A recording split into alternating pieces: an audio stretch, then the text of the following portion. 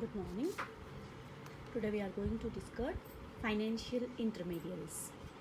Agenda of our topic: definition, types, advantages, summary and conclusion of financial intermediaries. First, we look for definition.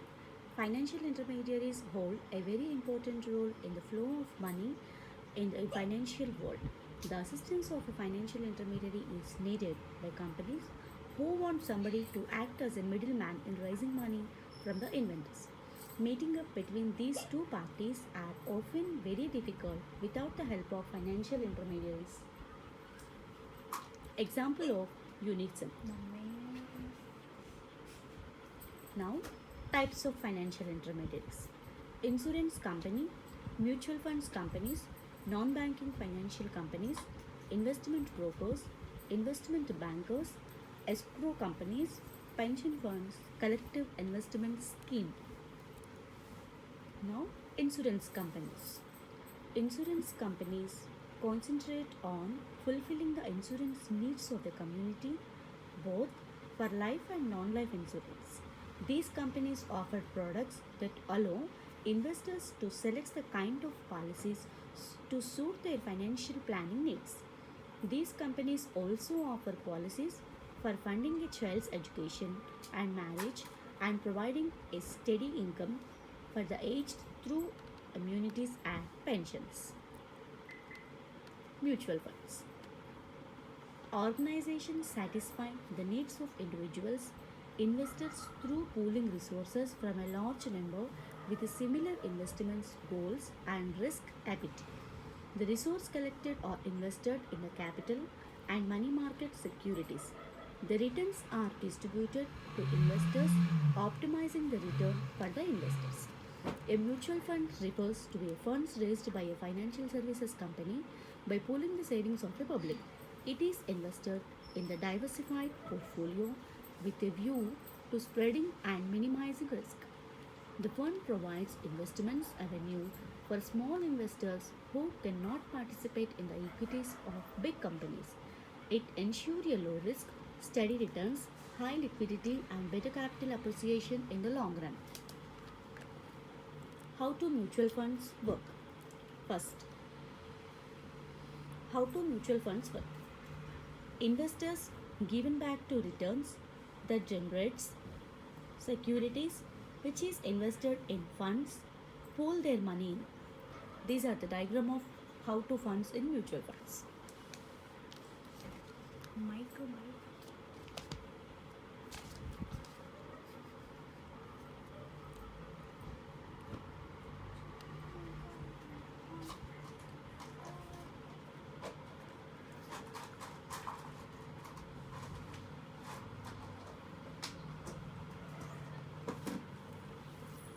Non-banking finance companies. Non-banking finance companies are commonly known as a finance companies and or corporate bodies which concentrate mainly on lending activities in a well-defined area. Investment brokers. The main duty of investment brokers is to transact the security sales. There are discount brokers and full service brokers. They provide an opportunity online for some individuals to promote their trades. Aside from that, they can also solicit valuable investments advice to some clients who may need it that time. Now, investment bankers. The main duty of this financial intermediary is to increase monetary amounts of companies through stocks and bonds. Since conducting stock offerings and issuing bonds is so expensive, investment bankers focuses on how they can help the firm to earn more capital. Escrow companies. This is the type of financial intermediary that is built for the very purpose. These companies act like an unconcerned party that will hold instructions for executions as well as the grounds agree for it. Pension fund. A pension fund is any plan, fund, or scheme which provides retirement income. Pension funds are important to shareholders of listed and private companies. They are especially important to the stock market where large institutional investors dominate. Classification of pension fund. There are two types of pension fund. These are open versus closed pension fund and public versus private pension fund. Now we will see open versus closed pension funds. Open pension funds support at least one pension plan with no restriction on membership, while closed pension funds support only pension plans that are limited to certain employees. Now, closed pension funds. Closed pension funds are further subclassified into single employer pension funds, multi employer pension funds, related member pension funds, and individual pension funds. Again, we will see closed pension funds. Closed pension funds are further subclassified into single employer pension funds, multi employer pension funds, related member pension funds, and individual pension funds. Now we will look after public versus private pension funds. A public pension fund is one that is regulated under public sector law, while a private pension fund is regulated under private sector law. In certain countries, the distinction between public or government pension funds or private pensions funds may be difficult to assess. In others, the distinction is made sharply in law with very specific requirements for a administration and investment. For example, local governmental bodies in the United States are subject to laws passed by the states in which those localities exist, and these laws include provisions such as defining classes and permitted investments and a minimum municipal obligation.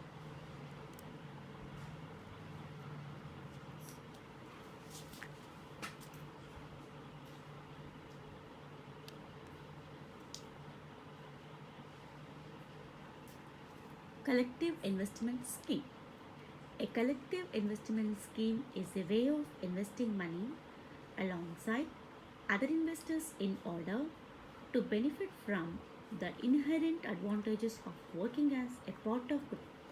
These advantages include an ability to hire a professional investment manager, which theoretically offers the prospects of better returns and or risk management, benefits from economic of scale, cost sharing among others, diversify more than would be feasible for most individual investors, which theoretically reduces risk. Again, we will see collective investment scheme. A collective investment scheme is a way of investing money alongside other investors in order to benefit from the inherent advantages of working as part of a group. These advantages include an ability to hire a professional investment manager, which theoretically offers the prospects of better returns and risk management, benefits from economics of scale, cost sharing, among others.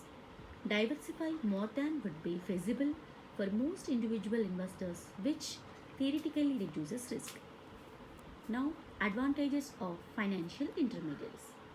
There are essential advantages from using financial intermediaries: cost advantages over direct leading or borrowing, market failure protection, the conflicting needs of lenders and borrowers are reconciled, preventing market failure.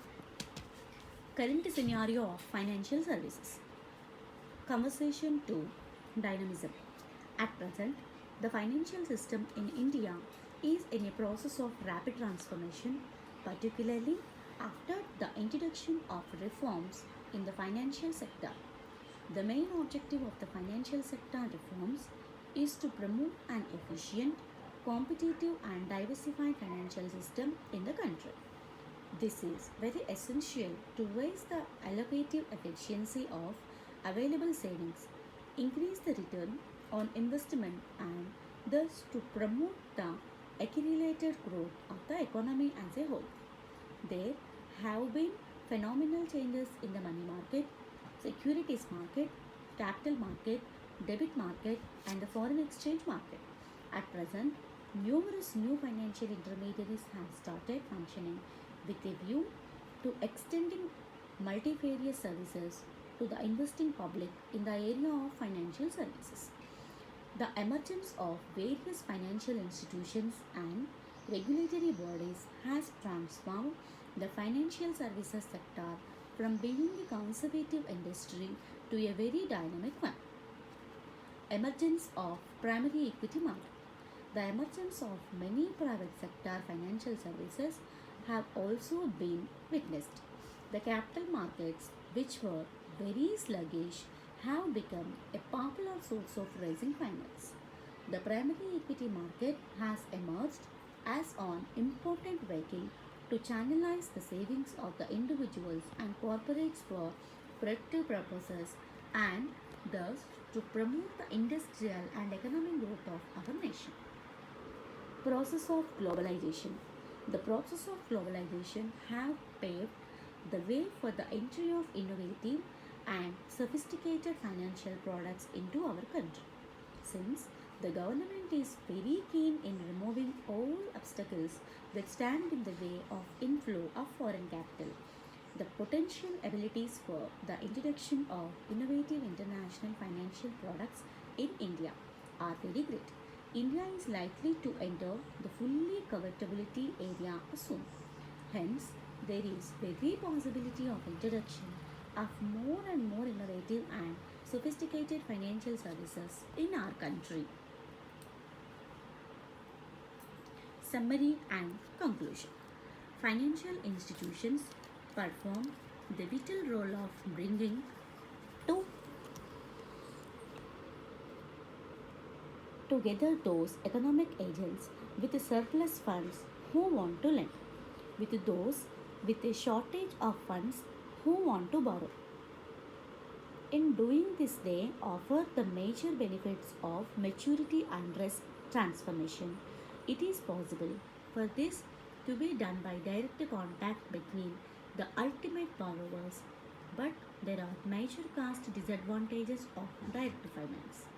Indeed, one explanation of the existence of specialist financial intermediaries is that they have a related advantages in offering financial services, which not only enables them to make profit but also raises the overall efficiency of the economy. The other main explanation draws on the analysis of informative finance.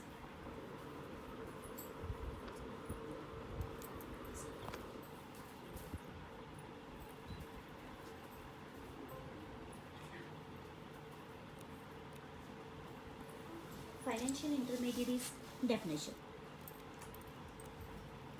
Financial intermediaries hold a very important role in the flow of money in the financial world.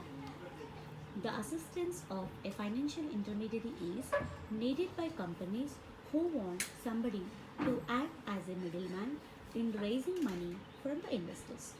Meeting up between these two parties are often very difficult without the help of financial intermediaries. Types of financial intermediaries: insurance company, mutual funds companies, non banking finance companies, investment broker, investment banker, escrow companies, pension funds, collective investment scheme. Insurance companies. Insurances companies concentrate on fulfilling the insurance needs of the community, both for life and non life insurance. These companies offer products that allow investors to select the kind of policies to suit their financial planning needs. These companies also offer policies for funding a child's education and marriage and providing a steady income for the aged through annuities and pensions. Mutual funds. Mutual funds organizations satisfy the needs of individuals, investors through pooling resources from a large number with similar investment goals and risk appetite. The resource collected or invested in the capital and money market securities. The returns are distributed to investors, optimizing the return for the investors. Non-banking finance companies. Non-banking finance companies are commonly known as finance companies and are corporate bodies which concentrate mainly on lending activity in a well-defined area. Investment brokers. The main duty of investment broker is to transact the security sales. There are discount brokers and full service brokers. They provide an opportunity online for some individuals to promote their traders. Aside from that, they can also solicit valuable investments advice to some clients who may need in their time. Investment bankers. The main duty of this financial intermediary is to increase monetary amounts of companies through stocks and bonds.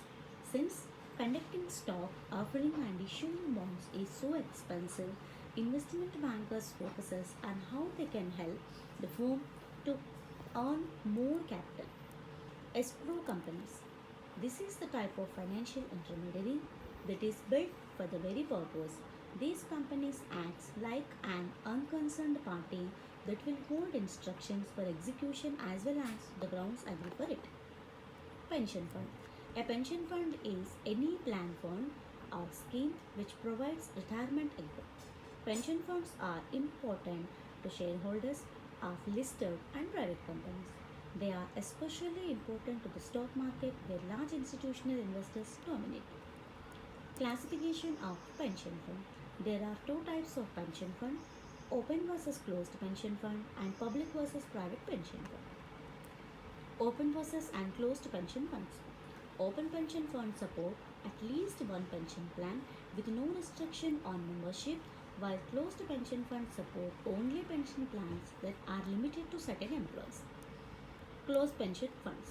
Closed pension funds are further classified into single employer pension fund, multi employer pension fund, related member pension fund, and individual pension fund. Public versus private pension fund. A public pension fund is one that is regulated under public sector law, while a private pension fund is regulated under private sector's law. In certain countries, the distinction between public or government pension funds and private pension funds may be difficult to assess. In others, the distinctions is made sharply in law with very specific requirements for administration and investment.